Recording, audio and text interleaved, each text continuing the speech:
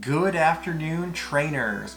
The second half of Season 6 has begun in the Go Battle League. Today we'll be going over everything you need to know about the second half of Season 6. So get your PvP Pokemon ready, and... let's get ready to rumble!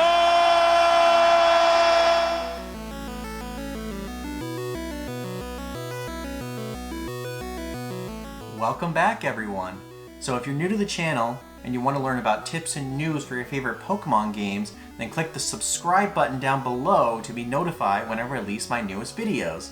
And much thanks if you do. We're just over halfway through the 6th season of the Go Battle League, and we're in for some crazy stuff. With the second half of the season, we received one of the most significant changes to the meta we've ever seen. Fan favorite Pokemon have been nerfed as new underdogs become big contenders. We also have some interesting Battle Cups coming later on in Season 6. And finally, we now have all the details on the mystery Pokemon that was teased to us back in November as a reward. So let's start things off with all the dates you need to know coming up in Season 6. So yesterday, the Great League returned to the Go Battle League and will be available until January 25th at 1 p.m. Pacific Time. Once the Great League concludes, the Ultra League will take place until February 8th at 4 p.m. Pacific Time as well. From there, we will have the Master League open until February 15th at, you guessed it, 4 p.m. Pacific. This will be followed until February 22nd by all three leagues being available, as well as an unannounced special cup. My bets are on it being a Valentine's themed cup. And finally, we're going to end the season off with the Kanto Cup to coincide with the Pokemon Go Tour Kanto. During this cup, you can only use Pokemon that are numbered 1 through 151 in battle. With all the Kanto Pokemon that will be available that week, you should be able to build a competitive team in no time at all. Next up, let's talk about the rewards that will be available during Season 6. The mystery Pokemon teased at the beginning of Season 6 has finally been revealed. I'm excited to announce that Frillish will be making its Pokemon Go debut as a reward. If you reach rank 20, you will have a guaranteed encounter with Frillish. As for players who have already reached rank 20, Frillish will be your first encounter once you have secured enough wins. Also, if you reach rank 19 before the end of Season 6, you will receive an Elite Fast TM at your end of season rewards. You will also receive a Charged TM right then and there once you claim your rewards after hitting rank 19. And now, on to the biggest news of Season 6, let's talk about the move adjustments for PvP. There were some significant nerfs to several popular moves specifically used by some of the big names in the Great League. The fast move Bubble now deals less damage, going from a power of 8 to 7. This fast move is still reliable for generating energy, however, the nerf has made a slight impact on the top Great League Pokemon, Azumarill. Other Pokemon like Greninja and Mantine have also been affected by Bubble's nerf. They'll need to rely on defeating Pokemon a little more with their charged moves rather than with Bubble. This move is far from bad though, as Pokemon like Azumarill will still remain prevalent. Razor Leaf has also received a nerf to its damage output. The fast move previously had a power of 11, so Shadow Grass types like Victory Belt and Torterra made use of this move to quickly tear down foes. The move has now had its power lowered to 10, making these Pokemon slightly less threatening. However, like Azumarill with Bubble, these Shadow Grass types will still be usable in the Go Battle League. Flying type Pokemon as a whole have also been hit with a nerf. Sky Attack has been the go-to charge move for most flying types. With its decrease in power from 80 to 75, Pokemon like Altaria, Skarmory, Honchkrow, and Lugia will be a bit weaker. Despite the nerfs, these Pokemon will continue to be powerful contenders in the Go Battle League. It is worth noting, however, that the move Fly previously shared the same exact stats as Sky Attack. Because Fly retains its full power of 80, we could still see it added to the Pokemon who need a buff such as Staraptor. Moving into the Rock category, the charge move Rock Slide was also hit with a nerf. Like Sky Attack, its damage output was lowered from 80 to 75. This is one of the few charge moves that really impact Pokemon across all leagues. Melmetal, Deoxys Defense, Machamp, and Excadrill have all been hurt by this change.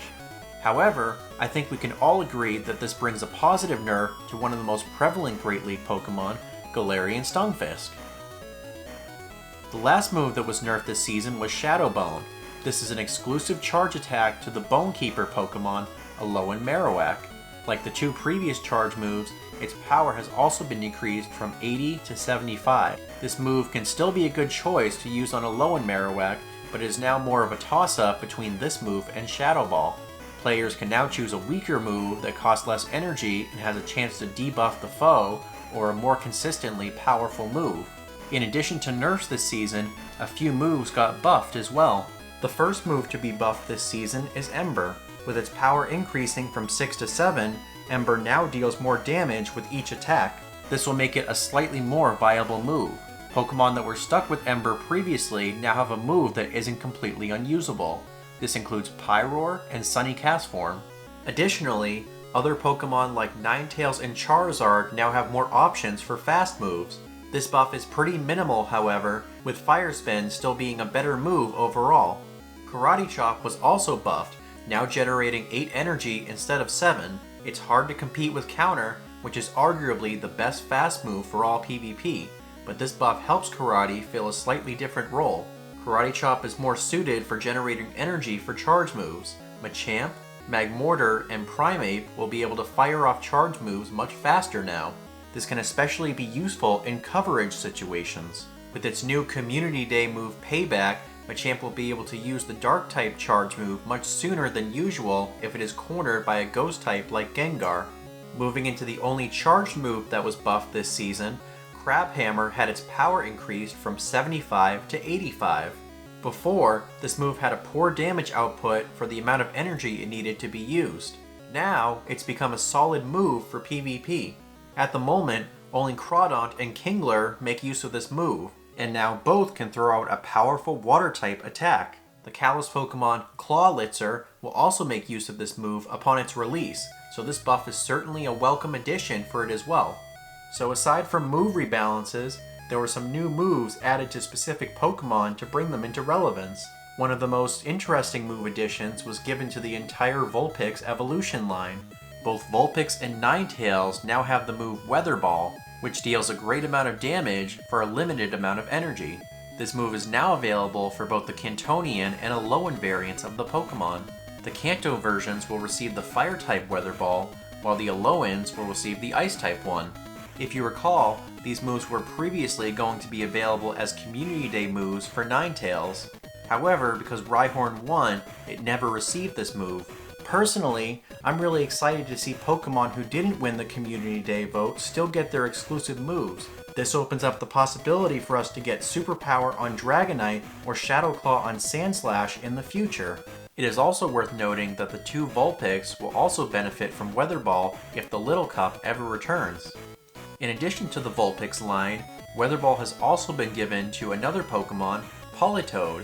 Politoad has received the Water-type Weather Ball, so now it has a great Water-type charge move to run alongside either Blizzard or Earthquake. Primeape was also given a new move in the form of Ice Punch. While a Pokemon already has a pretty great charge move pool, Ice Punch specifically provides great coverage against flying types. If you choose to give Primeape the newly buffed Karate Chop, you'll be able to throw out Ice Punches a bit quicker. Claydol has also received two moves that certainly help the Pokemon be more viable. Ice Beam allows Claydol to fight flying types that it couldn't touch previously, and Shadow Ball gives it a very hard-hitting charge move. With Shadow Ball especially, Claydol is now able to counter other ghost types that threaten it. Surprisingly, Porygon Z's Community Day move, Tri-Attack, has finally made its way to its pre-evolution, Porygon 2. Porygon Z was definitely not built for battle, so even with Tri-Attack, it never made a splash in PvP. However, the bulky Porygon 2 can now excel with this charge move in the Great League. The final new move to be added to a Pokemon this season is the fast move Mudshot on Excadrill. By switching Mudslap with Mudshot, you're trading some extra damage for a move that generates a lot of energy. This will help you reach powerful charge moves like Drill Run and Rock Slide much quicker. Excadrill will see more relevance in both the Great and Ultra League, but it will definitely shine in both the Master League and its Premier Cup.